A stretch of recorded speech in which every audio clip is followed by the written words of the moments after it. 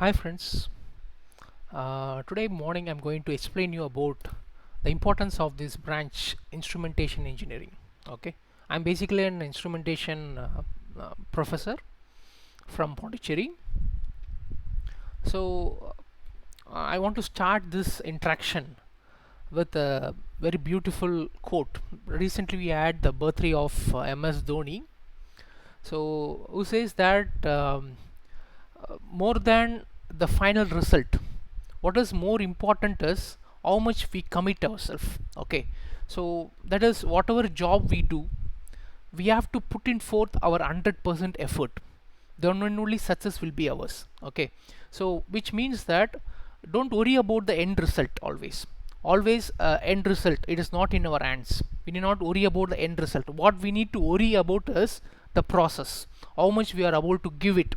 Okay, so that's what I'm believing in, giving more than 100% on the field, and I don't really worry about the result. If there is great commitment on the field, that's victory for me. Okay, so that's a beautiful quote of Dhoni. Fine. So I'm going to tell you about what is this instrumentation, what is the importance of instrumentation, because wherever I go normally, people would ask like, what is instrumentation? Okay, now I'm just giving you a news cutting from the recent Times New of India. Okay, Times of India paper. So it is March 26, 2021, where they have highlighted that the importance of having a multidisciplinary academics. For example, you might have known of the recent pandemic, how much it was devastating for the people. Okay, there only the doctors could not save. Okay, only if only the doctors were there, they would have not been possible to save the patients. What was the great thing is, many people, many scientists, engineers came out with simple designs for ventilators. Okay, so these devices help the doctors. Okay, so the role of technologists came into picture because of this pandemic. That's what the information that is given. Technology has integrated with medicine seamlessly in the past year. Okay, earlier you have to go and see a doctor. Now the whole game has changed. It is the engineers who make medicine happen today. Okay, so likewise, there are new kinds of disciplines that are emerging by the intersection of different kinds of technologies. Okay, what the ultimate aim of this particular news article is, for the new age innovation, what we required is a multidisciplinary approach. That's what it's mentioned. Luckily, our instrumentation discipline itself is a multidisciplinary. Instrumentation itself is a multidisciplinary. Okay, it is not restricted to any particular discipline. Okay, it is multidisciplinary in the sense it has a component of a chemical, it has a component of in IT, it has a component of electrical, it has a component of electronics. So it is amalgamated. It is an amalgamation of several fields. That is the beauty of instrumentation. If you see chemical, something like most of the instrumentation engineers working process plants, so lot of process will be there, lot of chemical things will be there. And if you see the instrumentation, they work on programming a PLC, work programming a DCS, or how to work with SCADA. Okay, all these are IT kind of things. Okay, where they have programming into it. We have an electrical instruments that are used for measurement.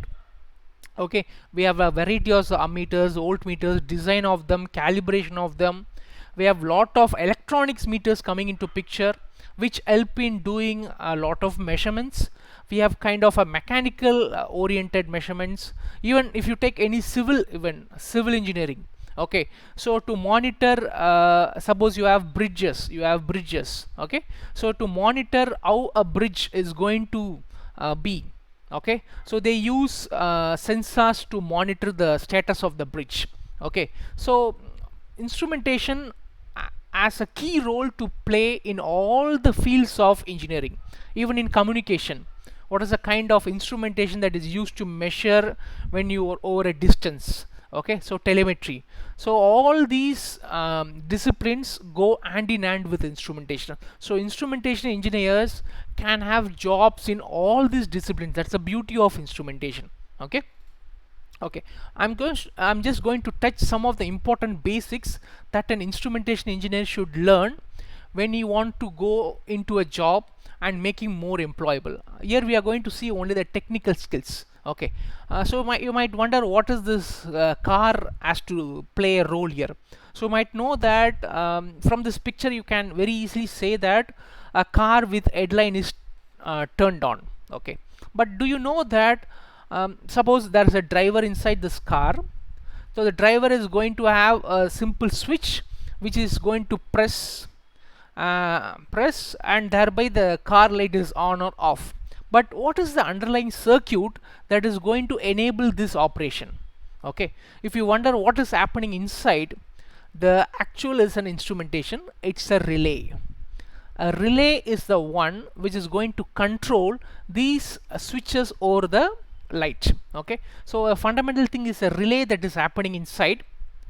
So you can see a relay is something, you have different kinds of relay, electromechanical relays, solenoid relays, but the functioning, we want to focus on the functioning alone here. Basically this is a relay. Okay, so here actually this actually protects the actual circuit. Here it protects the actual circuit.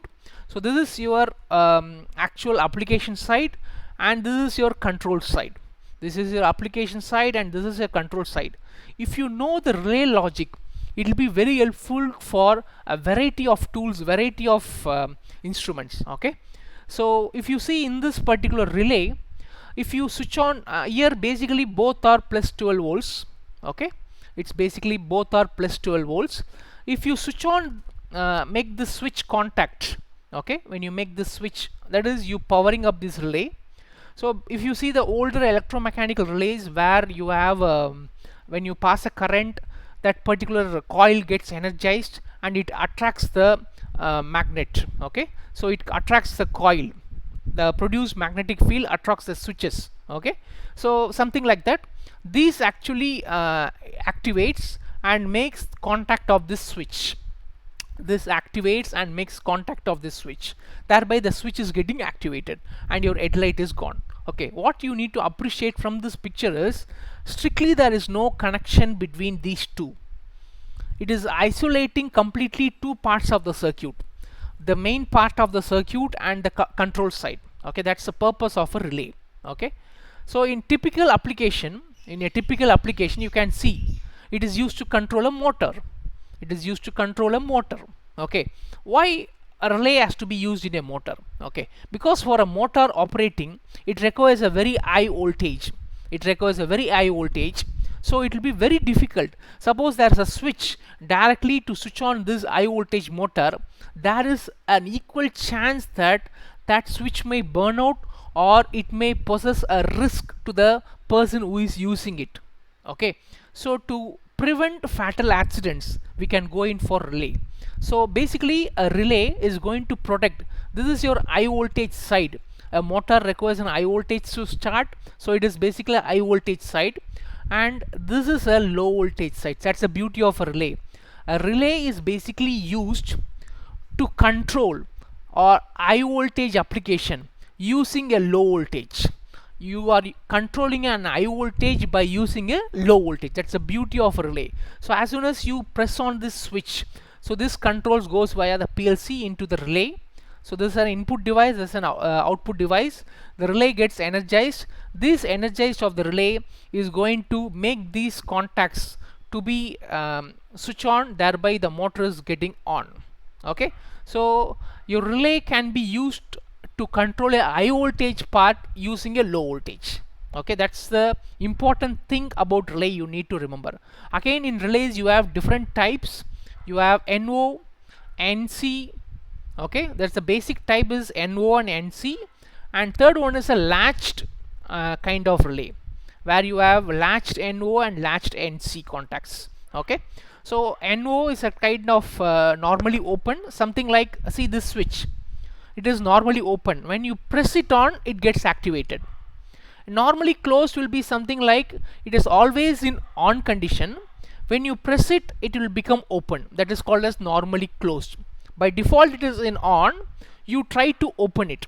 Okay, where the latched one comes into picture, latched one is something like whenever you have a switch, suppose you have think of your motor, okay. Once you switch on the motor, the pump should be on. So the button which you used to, it's like a push button, okay. So immediately you release the hand, the connection is lost. But the motor has to be run even when you have taken your hand, okay. In that case you can use a latched. So latched one will be giving an extra line of power that will actually activate your motor, keep it running, okay. That's the beauty of these kinds of relays, okay.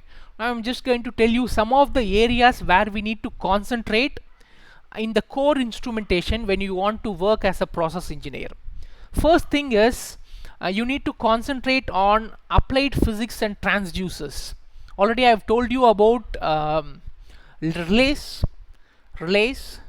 Now I'm just telling about core instrumentation, where you need to look into the transducer that we use and what are its characteristics, how you select a particular transducer for a particular application, what is the selection procedure, okay, how to select a transducer based on its range, where it's based on its accuracy, based on its different parameters you choose it, how to calibrate a particular sensor or a transducer, how to use it for maintenance, okay. This is one aspect where core instrumentation engineer should work upon. The second aspect is the cabling part.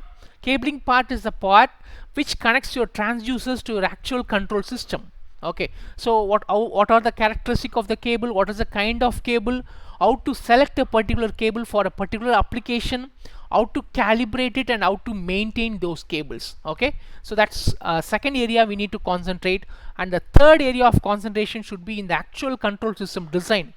Wherever you go for a core instrumentation engineer, the very important thing you need to prepare is called as PLC, programmable logic controllers. How they work, how they basically do the operation, what are the components, everything we need to know. So PLC, then we need a DCS, distributed control systems, and we have these kind of open source platforms for us to study. We have Arduino, Raspberry Pi, okay. We can very much use these kinds of things and try to explore the concept of open PLC, wherein normally for a PLC you need to have some kind of inputs and outputs. That's the concept called open PLC, wherein our Arduino and Raspberry Pi boards can be used as a devices to control your input and output, okay. So that's an emerging area of open PLC. You can just look into those aspects also, okay. Now I'll just touch upon some of the important exams. Before that, I'll just give a beautiful quote of Dhoni. My goal is not to be better than anyone else, but to be better than I used to be, okay. Always we should not compare ourselves with others. We should always compare ourselves with ourselves, okay. That is how I was previously, how I am now, okay. That's the way we'll be progressing, okay. So I'm going to just share you some of the exams and portals that are available for instrumentation engineers, okay. So one of the most important examination is the GATE examination, okay.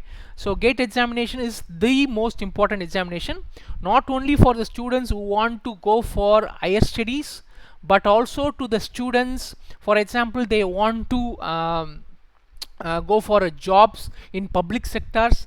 Again these GATE comes into picture, okay. Again GATE score is valid for 3 years from the date of announcement. So definitely instrumentation, so you have GATE special category, you have instrumentation engineering, okay. Mostly GATEs are conducted by IITs, okay.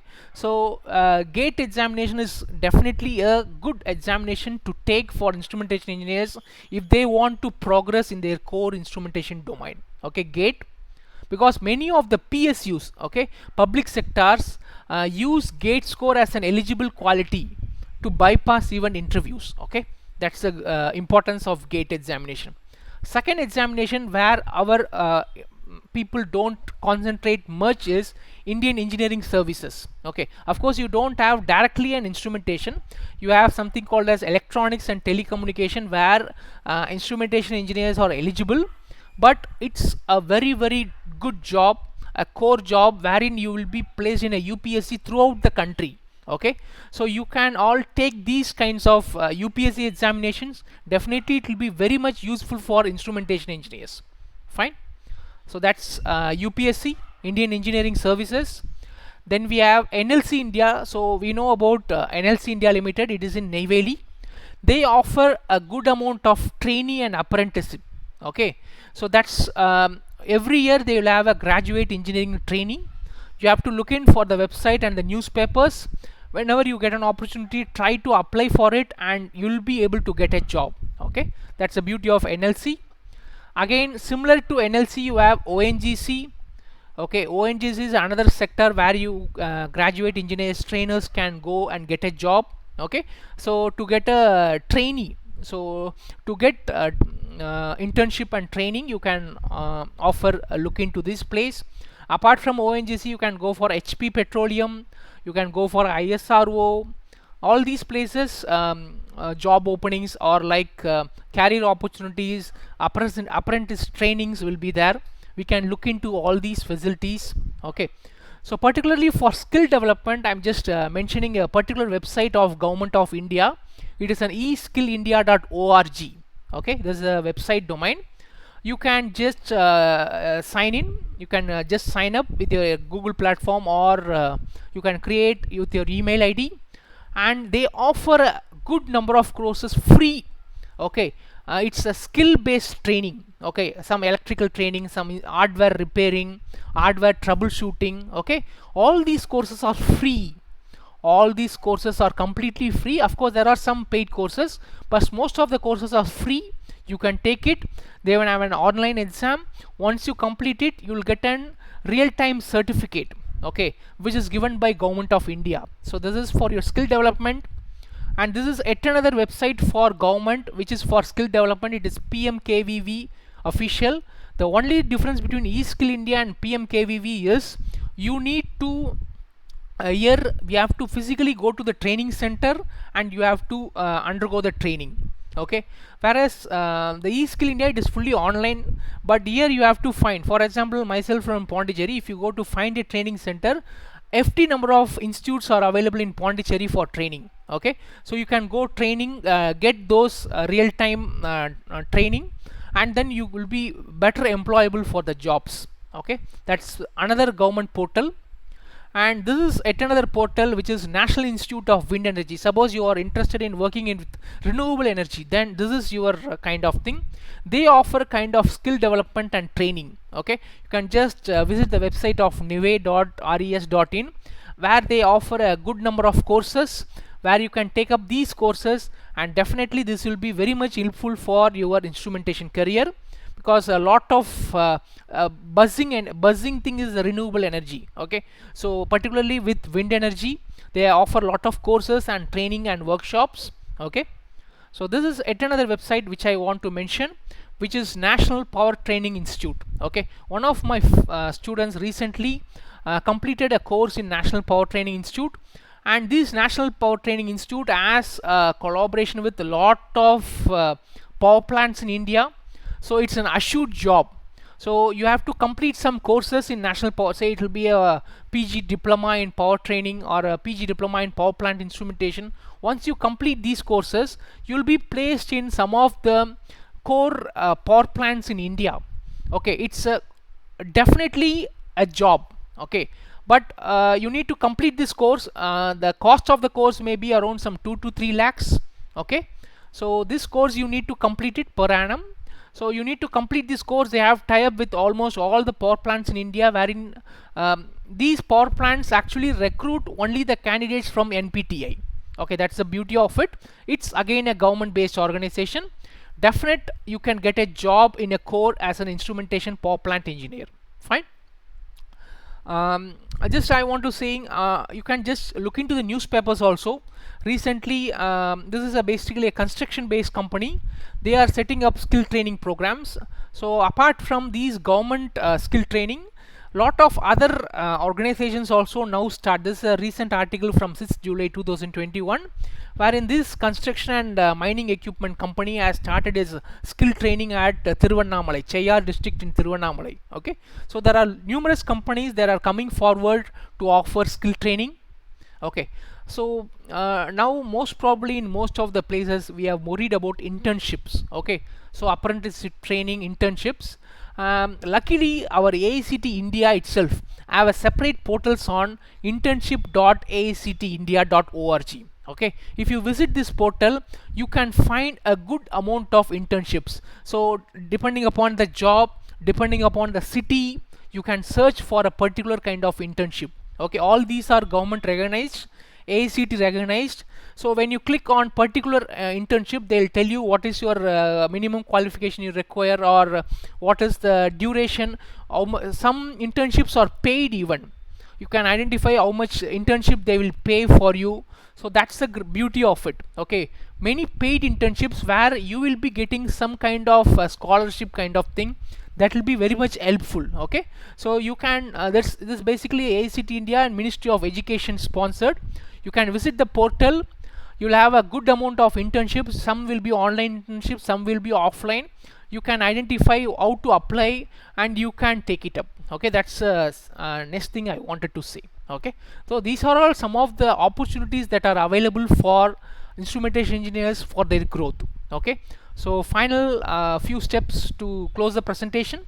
So a success mantra for any people: 4 A's. Okay, so first one is a sense of accomplishment. You should have a feeling that we should be able to do things, we'll be able to succeed. Okay, that feeling should be there, then only we'll be able to succeed in our life.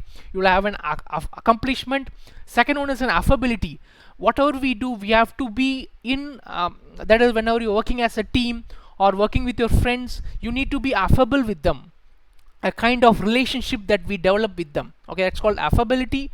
Advocacy is about how much you take and appreciate people in your team, how much you take the kind of responsibility. Okay, so advocacy.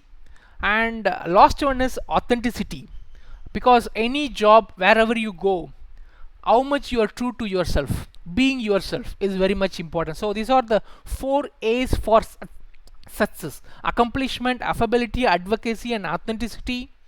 And last, a beautiful quote I'm ending with. Most people say we fail. It's not fail. Fail is something first attempt in learning.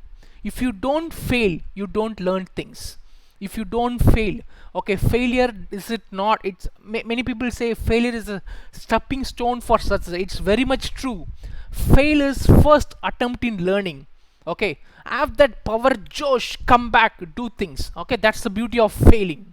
Okay, so myself, I want to just give a brief about myself. Hemakumar, this is my website, and I have a YouTube channel. You can contact me anytime. Okay, so thank you folks for this presentation. So I'm an instrumentation engineer. Basically, I teach instrumentation for students. You can contact me anytime. Any queries regarding career opportunities in instrumentation. Thank you all.